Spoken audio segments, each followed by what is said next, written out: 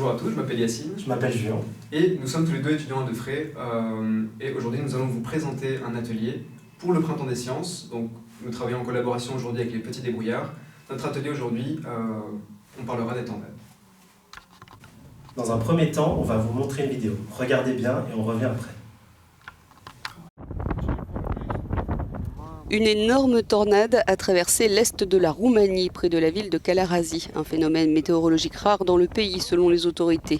Sur les réseaux sociaux, plusieurs automobilistes ont posté des images à couper le souffle de ce vortex géant.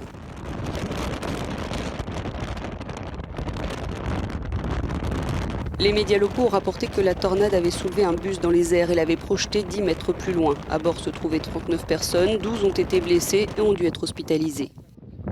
À Dragalia, une dizaine de maisons ont aussi perdu leur toiture, arrachées par ces vents violents. 6 pompiers ont également été blessés. Voilà, vous venez de voir la vidéo. Impressionnant, n'est-ce pas? Maintenant, regardez par la fenêtre. Est-ce que vous voyez une tornade? J'espère pour vous que non. On va aujourd'hui se demander pourquoi est-ce qu'on ne voit pas de tornade en Belgique et comment se forment justement les tornades. Pour notre premier défi, on va essayer de gonfler un ballon mais sans souffler dedans. On va avoir besoin d'une bouteille en plastique, d'un ballon, d'un récipient et d'eau bouillante. Vous pouvez mettre la vidéo en pause et essayer par vous-même. Voilà, j'espère que vous avez réussi à gonfler le ballon sans souffler dedans. Mais Julien, c'est impossible sans souffler dedans. Bien sûr que si, c'est possible. Je vais te demander de placer l'eau bouillante dans notre récipient. Je fais attention parce que l'eau est très chaude. Je vais ensuite prendre la bouteille. Mais dis-moi Yacine, cette bouteille, est-ce qu'elle est vide? Elle est complètement vide. Mais non, elle contient de l'air.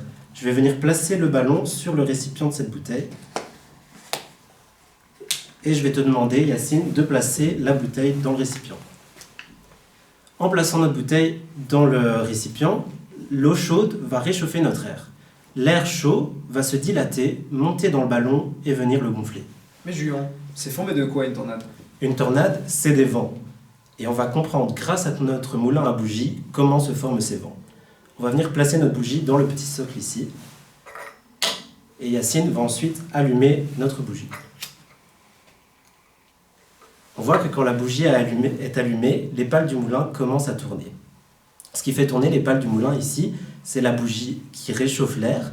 L'air va se dilater, monter en altitude et former les vents.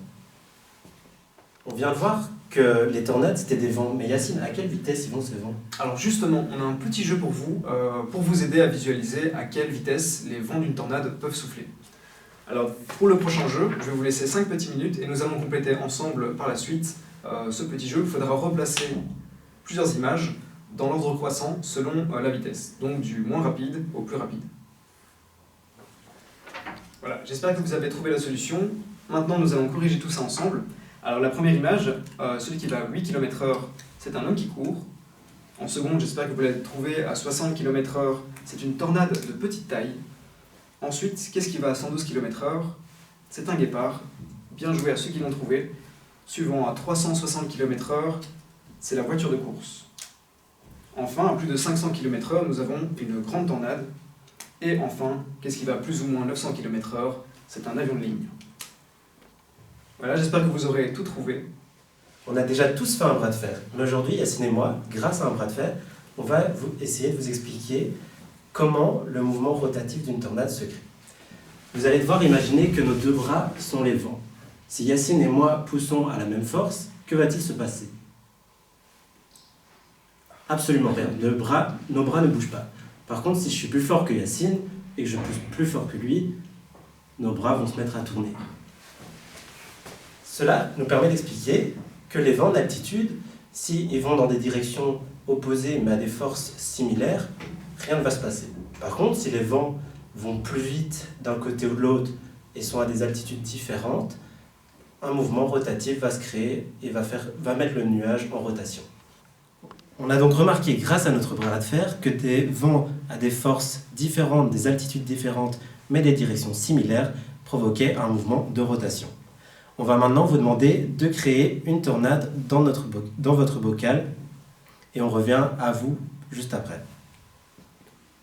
Voilà, on espère que vous avez réussi. On va maintenant vous montrer la solution. On va venir d'abord placer de l'eau dans notre bocal.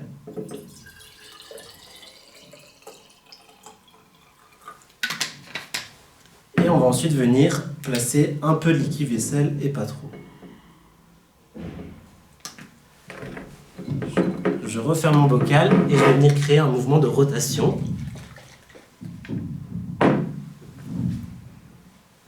On observe qu'une tornade se crée dans notre bocal. Pourquoi? Grâce au mouvement de rotation que j'ai fait avec ma main. On a vu comment se formait une tornade, mais ça ne nous explique toujours pas pourquoi on n'en voit pas en Belgique. Alors moi je vais vous expliquer ça très rapidement grâce à un petit jeu, un petit tableau ici que je vais vous laisser compléter par vous-même pendant 2 petites minutes. Alors il faudra d'abord, grâce aux différentes images de tornades ici, compléter leur longueur, donc soit elles sont petites, moyennes ou grandes, leur largeur, fine, moyenne ou large, et ensuite vous allez devoir cocher la case donc, en fonction de leur zone d'apparition, donc au-dessus de la mer, au-dessus de champs, au-dessus de bâtiments, et enfin replacer la tornade sur une carte grâce à la petite gommette de couleur. Donc voilà, j'espère que vous avez réussi à compléter ce tableau par vous-même. Nous allons ensuite le corriger maintenant tous ensemble. Donc la première tornade ici, sa longueur c'est qu'elle est grande, elle est également large, nous la voyons au-dessus d'un champ, et le pays dans lequel elle se trouve, ce sont les États-Unis, comme vous pouvez le voir sur cette carte ici. La deuxième tornade est de taille moyenne, de largeur moyenne, et elle est également présente au-dessus d'un champ. Nous pouvons voir grâce à la gommette rouge qu'elle est présente aussi aux États-Unis. Enfin, la petite tornade que nous voyons ici en bas, elle est petite, fine, présente également au-dessus d'un champ, et la gommette bleue correspond ici à la France. Voilà, j'espère que vous aurez tout trouvé. D'accord Yacine, on voit qu'il y a plus de tornades aux États-Unis, qu'elles sont plus grandes, mais pourquoi? Alors en fait, c'est très simple. Cet endroit, aux États-Unis, s'appelle la Tornado Alley, juste ici au milieu. Ça veut dire l'allée des tornades. Pourquoi? Parce que c'est un endroit qui est extrêmement plat, du coup le vent souffle en continu et très fort. Également, une masse d'air froide venant du Canada descend vers la Tornado Alley, une masse d'air chaud venant du golfe du Mexique remonte, et ces deux masses, quand elles se rencontrent, elles forment souvent des orages, et en plus, les vents sont plus forts grâce à ça. Également, comme nous l'avons vu avec le bras de fer, il y a un cisaillement des vents qui est très important dans la Tornado Alley, et toutes ces conditions réunies font que c'est l'endroit sur Terre où il y a le plus de tornades. Voilà, notre atelier est maintenant terminé. On espère que vous avez appris plein de choses et vous comprenez maintenant pourquoi la Belgique n'est pas le meilleur endroit pour observer des tornades. On vous souhaite un très bon printemps des sciences et on vous dit au revoir.